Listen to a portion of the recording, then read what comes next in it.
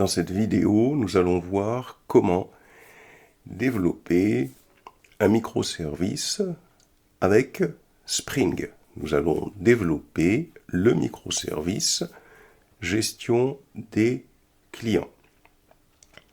La première des choses, c'est, si vous êtes sous Windows, de vous rendre sur le terminal de Windows, sur l'invite de commande. Alors, il suffit de taper terminal ici.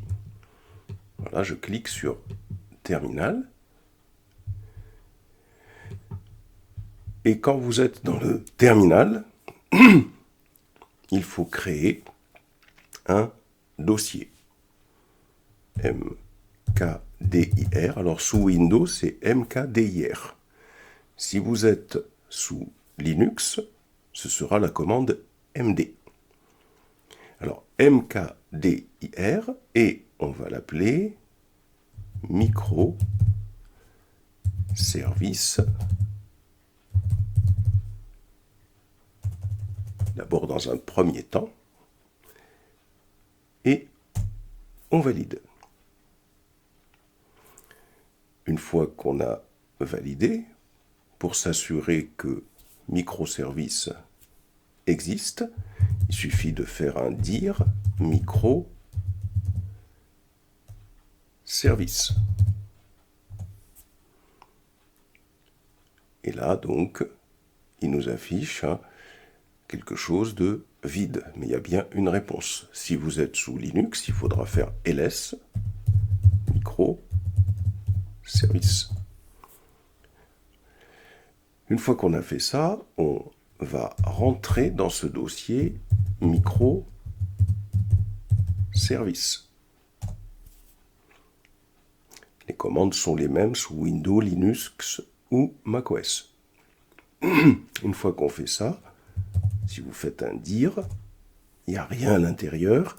Si vous faites un ls, il n'y a rien également à l'intérieur. Une fois qu'on a fait ça, on va aller créer notre microservice. Alors pour ça, on va se rendre sur Windows, sur Internet. Ici, on saisit Google. Puis, je vais me rendre sur Spring Initializer. Je valide. Je clique sur Spring Initializer ici.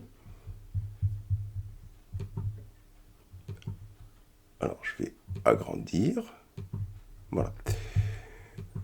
Je sélectionne Maven, qui est un outil qui va permettre de gérer le cycle de vie du produit. Ça veut dire que l'on va pouvoir tout simplement compiler, lancer les tests, packager, etc. On sélectionne le langage Java. Spring Boot, la version c'est la 3.4.1. Ici, dans le package, on va écrire package nocam.parqueauto. L'artefact, on va choisir gestion client. La description, on va écrire microservice client. Le package name, on ne touche pas. On choisit un jar. Le jar, c'est quelque chose que l'on va pouvoir exécuter avec la commande java-jar. Java, choisissez la 17. Et pour les dépendances, on va choisir les dépendances suivantes. On clique sur Add Dependencies. On choisit Web parce que on va avoir besoin de créer un service de type RESTful. On clique encore sur Add Dependencies. On choisit JPA pour toutes les opérations sur les bases de données. À dépendance 6, on choisit MySQL parce que on aura besoin de pouvoir communiquer avec une base de données MySQL. À dépendance 6, on choisit Lombok.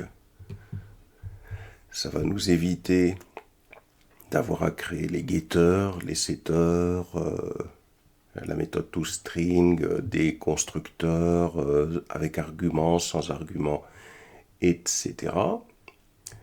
On clique sur Add Dependencies. On va avoir besoin également de config client. Ça va nous permettre ultérieurement de pouvoir travailler avec une configuration qui sera stockée dans un dépôt Git et auquel accédera notre microservice. On clique sur Add Dependencies. On va avoir besoin de Eureka. Alors attention, c'est Eureka Discovery Client. Clique dessus et on aura besoin de Eureka tout simplement parce qu'on souhaitera que ce microservice s'enregistre sur un serveur Eureka. Ça permettra aux autres microservices de le découvrir pour communiquer avec lui. Donc vous vérifiez bien que vous êtes comme ici, avec les dépendances Spring Web, Spring Data JPA, MySQL Driver, Lombok, Config Client, Eureka Discovery Client. Et puis on rajoute également une dépendance H2 qui va permettre de travailler avec une base de données en mémoire. La base de données en mémoire est très importante pour pouvoir faire des tests. Voilà. Alors, même si on a oublié une dépendance, on peut la récupérer ultérieurement. On clique sur Generate et là, on va avoir notre projet gestion client qui va être défini ici. Qu'est-ce qu'on fait ensuite? On va aller dans téléchargement ici. Et là, la meilleure des choses pour n'oublier absolument rien, que vous soyez sous Windows ou sous Linux, meilleure des choses, c'est de récupérer tout simplement avec un CTRL-C, on peut récupérer ce dossier. On va se rendre sur le dossier microservice que l'on a créé. Donc, il est dans C. Il est dans User, utilisateur. Normalement, là pour s'y repérer, c'est très simple. Il suffit de venir ici sur votre invite de commande. On voit ici où se situe le dossier microservice. Donc, si vous n'êtes pas dans ce cas-là, il suffit tout simplement, si vous êtes sous Windows, de sélectionner le dossier et puis de vous rendre sur l'explorateur ici. Vous voyez, donc je clique ici et là, quand je fais ça, quand je valide, je suis certain d'arriver sur le dossier microservice immédiatement. Et bien évidemment, il ne faut pas oublier d'aller récupérer le dossier client. Mais là déjà, on a repéré que notre dossier est dans C, utilisateur, le nom de l'utilisateur, pour moi c'est cela, et microservice. Alors on peut aller sur téléchargement en cliquant avec un bouton droit, ouvrir dans une nouvelle fenêtre pour ne pas perdre la fenêtre du dossier microservice. On clique sur gestion client, CTRL-C. On peut fermer et là on va le coller ici. Voilà. Une fois qu'on a fait ça, on va le décompresser avec un bouton droit, extraire tout. Et vous pouvez donc extraire absolument tout. Voilà, donc le zip là, j'en ai plus besoin. Alors ça, donc je vais pouvoir le supprimer. Alors on peut peut-être renommer, si vous avez un 1 comme moi, faites bouton droit et puis vous pouvez renommer ce dossier. Bouton droit. Alors renommer, où est-ce qu'il est passé? Ici, on va aller carrément sur propriété. C'est ce qu'il y a de mieux à faire ici sous Windows. On lui donne le nom gestion client. Alors si vous cliquez sur gestion client, vous voyez qu'il a créé à l'intérieur, si je double-clique dessus, on voit qu'il a créé, vous voyez comme on voit ici, si je clique sur gestion client, on voit qu'il a créé un autre dossier gestion client. Alors on n'en a pas besoin de deux, vous cliquez sur gestion client, vous voyez que ici on est dans gestion client, vous sélectionnez, on peut sélectionner tout ce que l'on a ici, mais la meilleure des choses à faire, alors je vais revenir en arrière ici, on va tout simplement renommer le dossier qui a à l'intérieur, on va l'appeler gestion client service, voilà, et ce dossier gestion client service, et je vais faire un bouton droit,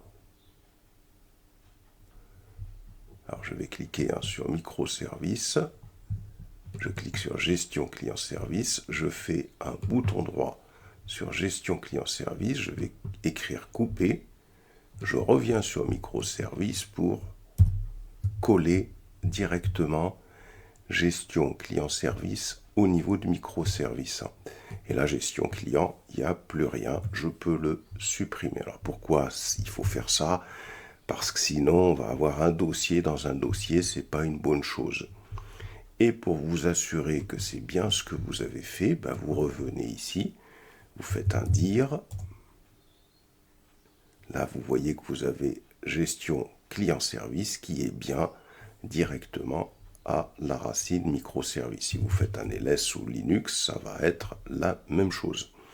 Et là, je peux même voir le contenu. Si je fais un dire gestion client-service, voilà, je peux voir le contenu de ce dossier. Si vous faites un ls sous Linux gestion client-service, vous pouvez voir le contenu de ce dossier. Donc il est très important d'être dans une arborescence comme celle-là, dans laquelle vous vous y repérez facilement. Ça, c'est très très important. Voilà pour la création du microservice.